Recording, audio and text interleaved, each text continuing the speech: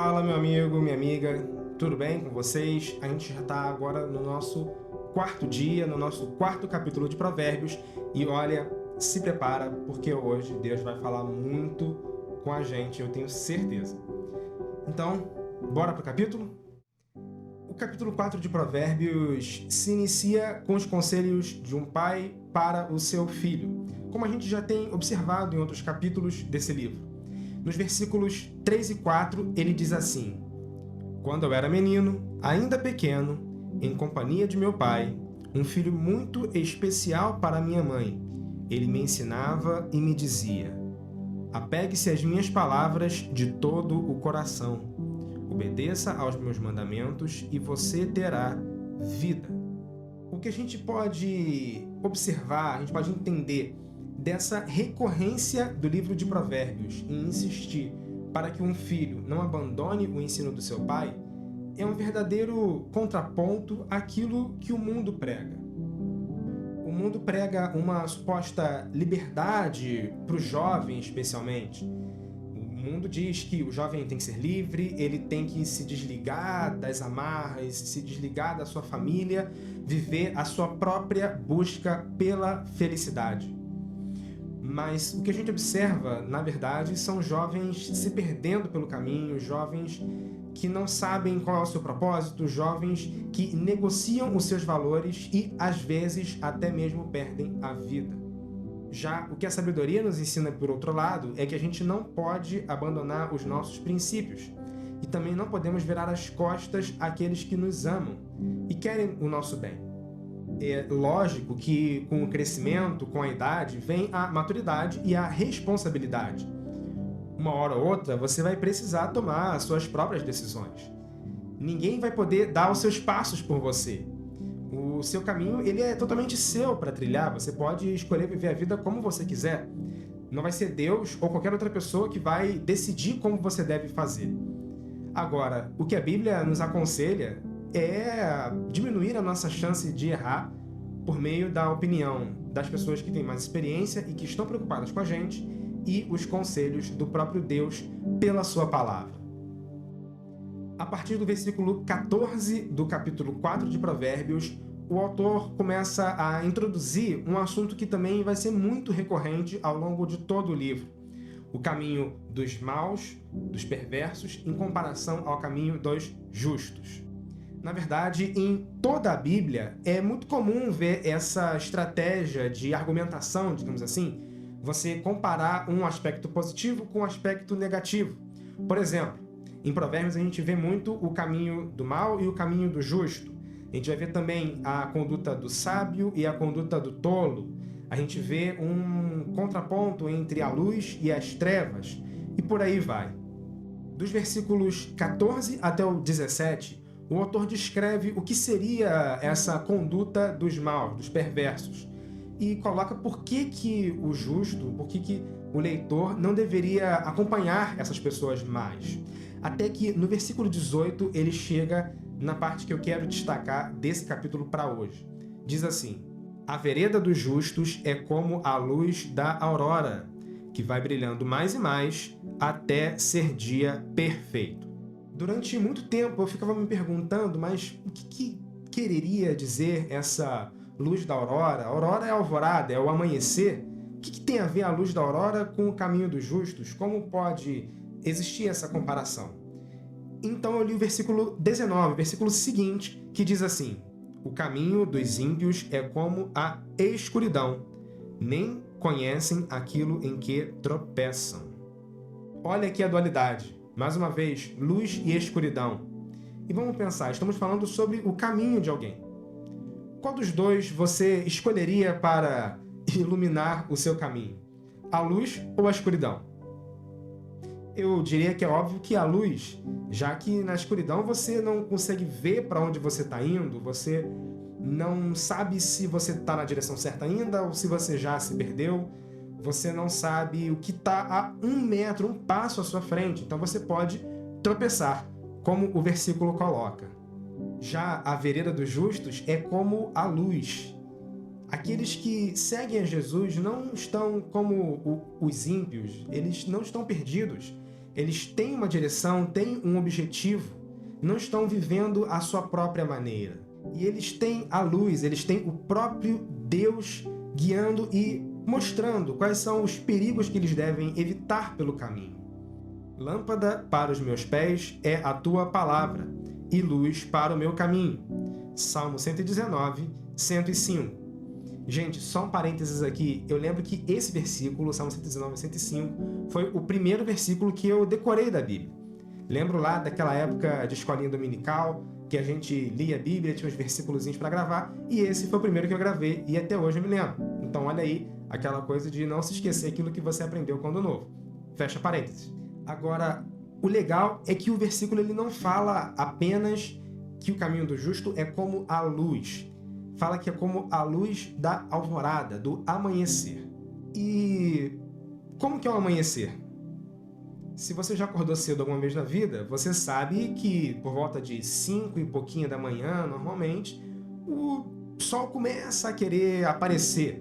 Mas ainda está escuro, ainda dá para dizer que está de noite, porque você não vai conseguir andar, por exemplo, sem usar uma lanterna, uma luz, uma lâmpada artificial para poder iluminar o seu caminho, apesar de já ter um pouquinho de sol ali acontecendo.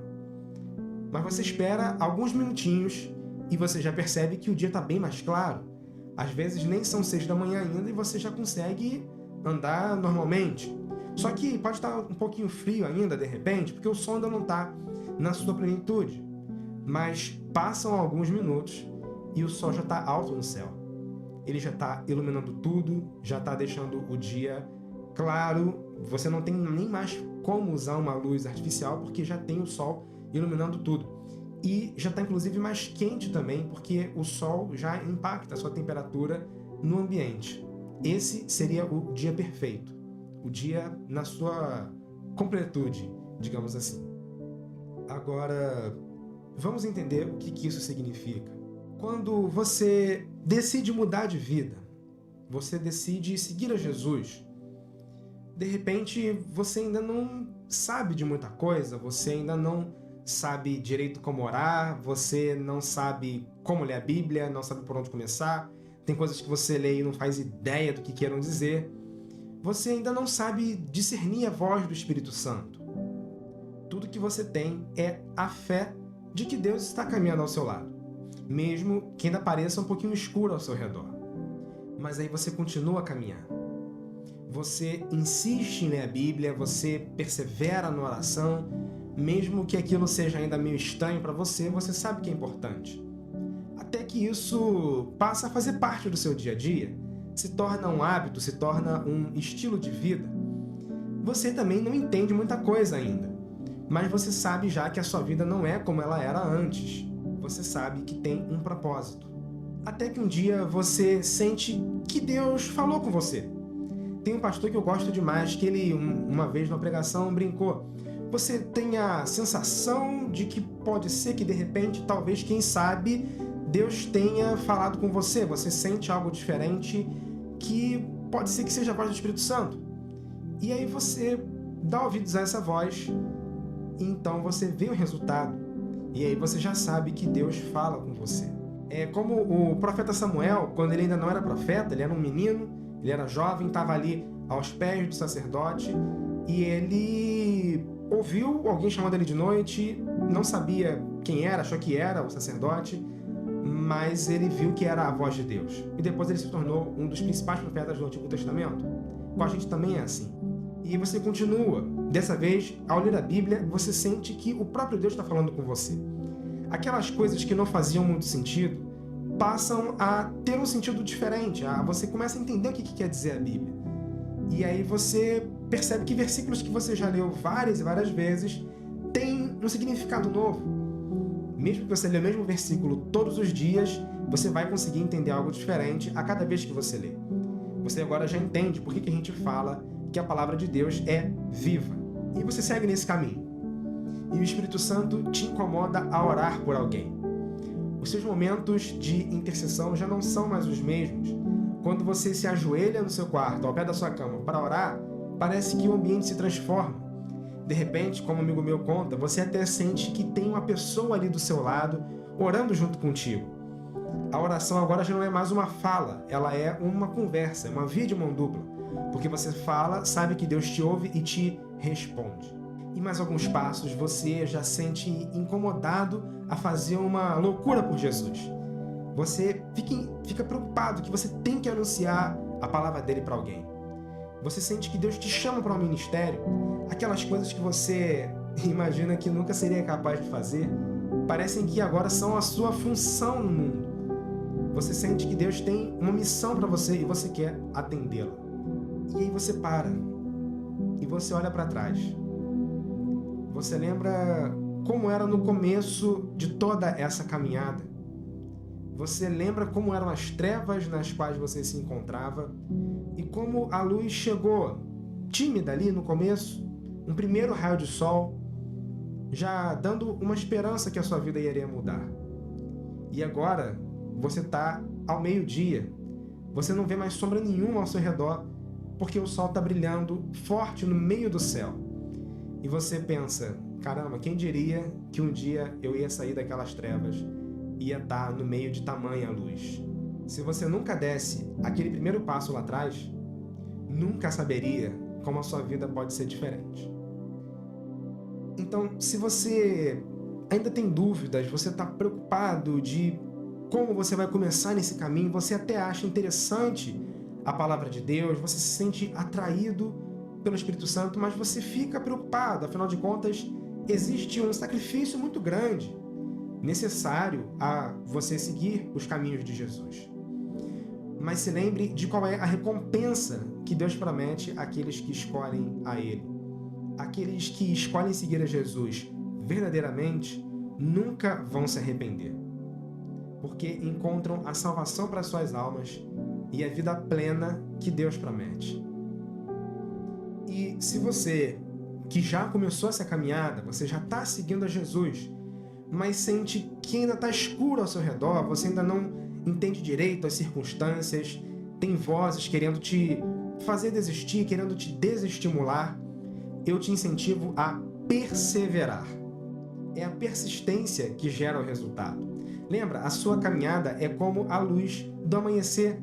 No começo ainda está escuro, mas daqui a pouco você vai ver o dia perfeito iluminando cada passo seu. Não dê ouvidos àqueles que querem te entristecer e te fazer parar de seguir esse caminho. Lembre-se, sobre tudo o que se deve guardar, guarda o teu coração, porque dele procedem as saídas da vida. Provérbios 4, 23. Guarda o seu coração, não deixa essa dúvida entrar. Se lembre de seguir os ensinamentos que você aprendeu no começo. Confie no Senhor e mantenha os olhos fitos naquele que te guia. E para a gente concluir, lembre-se, não se desvie nem para a direita nem para a esquerda. Afaste os seus pés da maldade. Provérbios 4, 27. O caminho não é fácil e pode parecer escuro às vezes, mas se lembre que Jesus está ao nosso lado. Apenas siga em frente. Que Deus te abençoe. Pessoal, esse foi o nosso 4º capítulo do livro de Provérbios e esse aqui, olha, foi muito forte. Deus falou muito comigo e eu tenho certeza que Ele quer falar com você.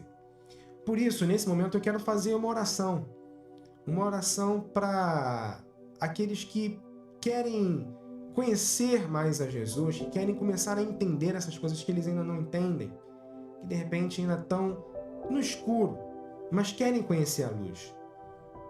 E também por aqueles que querem deixar Jesus entrar de vez na sua vida, que estão cansados de viver na mesma situação que já vem vivendo há alguns anos. Então vamos orar. Senhor Jesus, meu Pai, meu Deus, muito obrigado pela Tua palavra, muito obrigado por aquilo que o Senhor nos ensina, que o Senhor nos mostra, meu Deus. Obrigado por nos mostrar que existe um caminho perfeito, meu Pai, que existe uma melhor forma da gente viver a nossa vida e a forma da gente obter a vida eterna, meu Jesus. Meu Pai, toca no coração de cada um que está ouvindo essa mensagem agora. Fala diretamente a cada coração, a cada mente que está ouvindo. Meu Deus, que não sejam apenas as minhas palavras, mas seja o Teu Espírito Santo falando.